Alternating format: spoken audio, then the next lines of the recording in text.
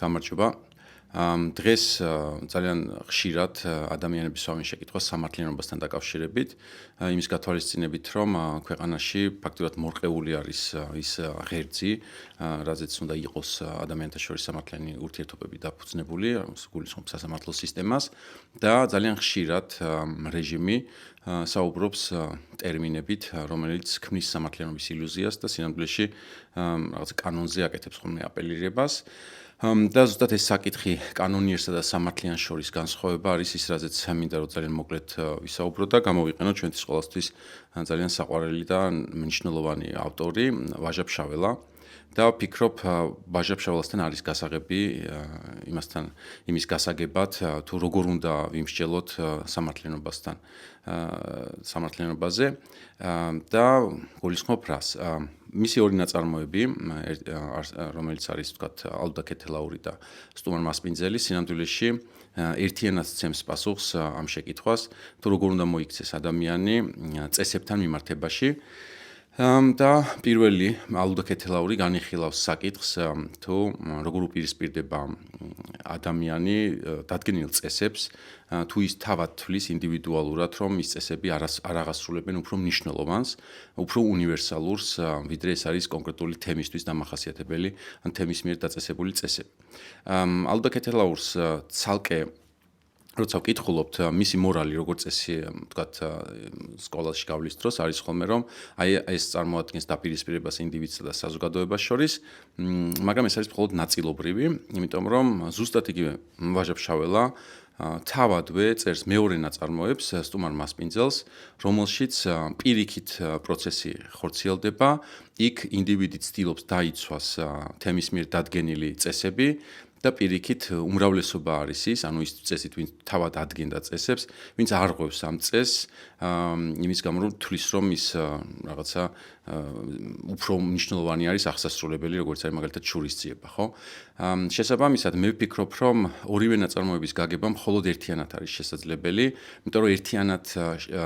იძლევა თითოეულს საზრისი და ალბათ არც ის არის შემთხვევითი, რომ ზუსტად პერსონაჟები რაღაცნაირად სარკისებურად შეტრიალებული ვერსია, ხო? თქვათ ერთ შემთხვევაში ხევსურისა და ქისტის ურთიერთობა, სადაც ხევსური აღასრულებს რაღაცა წესს, რომელიც თვლის, რომ უფრო უნივერსალურია ვიდრე თემის წესები და მეორე შემთხვევაში ქისტი იცავს ხევსურისთვის წესს და ტრადიციას და უმრავლესობას უპირისპირდება, რომელიც ამ ტრადიციას არღვევს. ეხლა შესაბამისად შეკითხვა მთავარი უნდა დავსვათ, რომელი იდეისკენ იყო ვაჟა-ფშაველა თავად, უნდა დავიცვათ თუ არა წესი, თუ უნდა დავარღვიოთ წესი, როგორც ამას ალდო ქეთელაური აკეთებს, თუ ჩვენ თვლით, რომ ის უსამართლო არის და მე ვფიქრობ, რომ სინამდვილეში პასუხი არის ორივე. ჩვენ ვართ თავად ის ხალხი, რომლებმაც უნდა განსაზღვროთ, რა სიტუაციაში აღასრულებს რაღაცა მოცემული წესი და კანონი უფრო დიდ პრინციპს, რომელიც არის თქვათ სამართლიანობის პრინციპი, რომელიც ნებისმიერ კანონს უნდა ედოს საფუძვლად და რა შემთხვევაში არღვევს მოცემული ადათი თუ წესი იმ უფრო დიდ პრინციპს, როგორიც არის თქვათ სამართლიანობა. შესაბამისად, ჩვენ თავად უნდა გადავწყვიტოთ, მივსდიოთ თუ არა ამ წესს, ოღონდ არა ბრმად, არამედ ანალიზის შესაბამისად და ყოველთვის გავითვალისწინოთ ის, რომ ამ ნებისმიერ წესს თუ კანონს აქვს საზომი, უფრო დიდი და უფრო მნიშვნელოვანი, ვიდრე ეს არის უბრალოდ რაღაც ფურცელზე დაწერილი შეთანხმება რამდენიმე ადამიანის და ეს არის, არ ვიცი, შეგიძლია ინტუიტიურად დაარქვათ ამას, ან თქვათ რაღაცა შეგრძნების დონეზე, მაგრამ როდესაც იცი, რომ კანონი უსამართლო არის, შენ არა მხოლოდ უნდა შეეწინააღმდეგო მას, ის არ უნდა დაიცვა და რაღაცნაირად ყველანაირად უფრო სწორედ შეეცადო ის შეცვალო. ამიტომ მაგალითად დღეს თუ ჩვენ დავსვით შეკითხვა იმასთან დაკავშირებით, კანონიერია თუ არა, როდესაც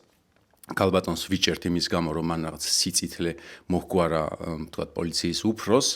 ჩვენ ეს არ უნდა გავზომოთ კანონის მიხედვით, არამედ უნდა გავზომოთ სამართლიანობის მიხედვით, რამდენად სამართლიანია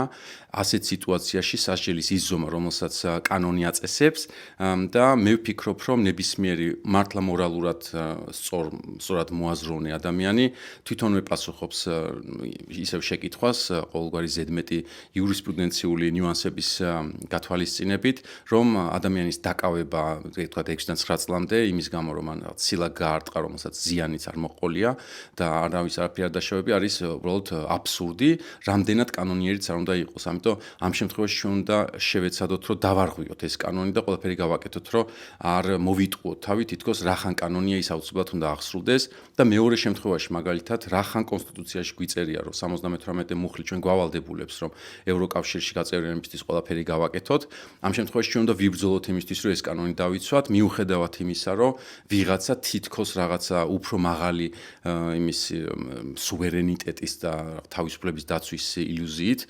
ცდილობს, რომ ეს კანონი დაარღვიოს და წარმოაჩინოს, რომ პირიქით თავად არის ამის დამცველი. ამიტომ ჩვენ დღეს ისეთ სიტუაციაში ვართ, სადაც ვინაიდან სამართალი აღარ არსებობს, ჩვენ მოქალაქეებმა თავად დავიბრუნეთ უფრო ბაზისური პრინციპი, სამართლიანობის პრინციპი და თუ კარგად დავაკვირდებით, სწორედ ამიტომ არის დღესდღეობით ფაქტურად ჩამოშლილი სახელმწიფო, იმიტომ რომ ის ვერ აღასრულებს იმას, რაც უწერია, იმიტომ რომ ის თავად არის ხდება ყოველ ჯერზე, როდესაც ის ცდილობს დაწერილის აღსრულებას, თავად ხდება უფრო მაღალი პრინციპით განსჯადი. მაგალითად, როგორც კი ის ცდილობს რაღაცა ჯარიმა დაგვიწესოს, ჩვენ ერთმანეთს გვერდში უდგებით და ამით ვაუქმებთ ფაქტიურად იმას, რაც სასჯელი იყო და ვაუქმებთ სწორედ უფრო მაღალი პრინციპის, სამართლიანობის და თანადგომის სოლიდარობის პრინციპის საფუძველზე. ამიტომ ეს ერთიანობა, რაც ვაჟასთან ჩანს ცალსახად, გვაძლევს იმის საშუალებას, რომ ჩვენ რაღაცნაირად მსგავსათვე გავაანალიზოთ დღევანდელი სიტუაცია და მივყვეთ იმას, რაც სამართლიანია და არ მოვიტყუოთ თავი და არ მოვატყუებინოთ სხვასაც სხვა, ან ჩვენი თავი, რომ თითქოს კანონიერება უფრო მნიშვნელოვანი არის და რაღაცა ტიპის წესრიგი უფრო მნიშვნელოვანი არის, ვიდრე ბაზისური ღირებულებები, რომელზეც ნებისმიერი სახელმწიფო უნდა იდგეს. დიდი მადლობა. კარგად ვზარდებოდეთ.